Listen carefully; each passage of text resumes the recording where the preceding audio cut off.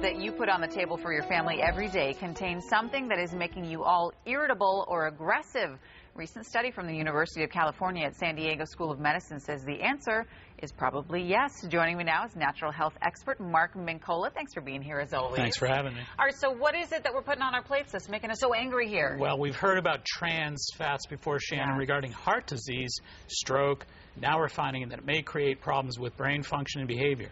Really? So how was the study conducted? What did they look at here? Well, there were 1,000 men and women that were looked at. They evaluated them through extensive questionnaire that looked at behavior, diet as well.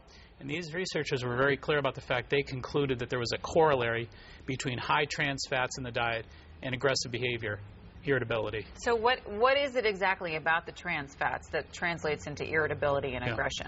Well, again, I think there are a lot of previous studies that indicate very clearly that there's actual brain shrinkage with trans fats. Those folks that have the highest amount of trans fats have the highest rates of brain shrinkage, behavioral problems, issues of irritability.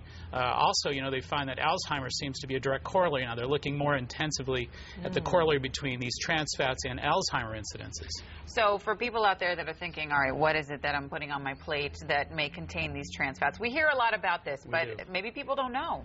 What is it? We do. I mean, we're thinking about pastries, frozen foods, a lot of the kids' foods, fast foods, fried foods, easy foods, a lot of crackers and chips, a lot of the desserts that are frozen, the cakes, pies, and cookies.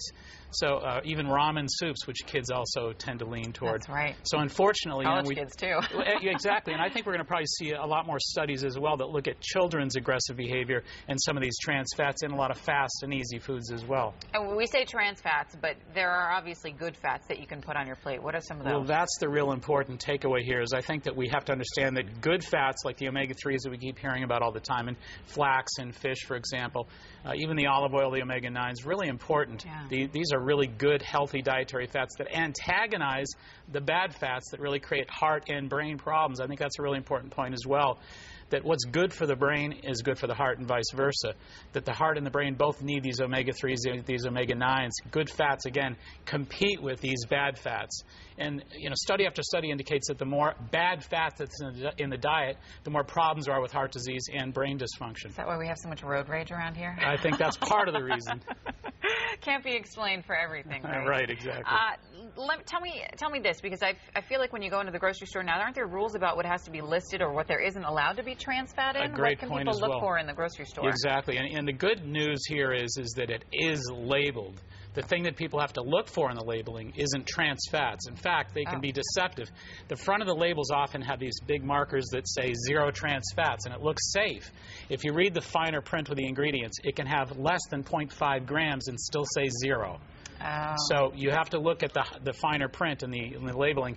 In the ingredients, any form of hydrogen, the word hydrogen shows up, go the other way. Or hydrogenated anything? Any form of hydrogenation, even partially hydrogenated, bad. Run the other way. Okay, good information. Mark Mincola, we appreciate you being here. We Thanks, want to mention your website as well. It's maxhealing.com. Indeed, thank you. All right, thanks for being here. We appreciate it.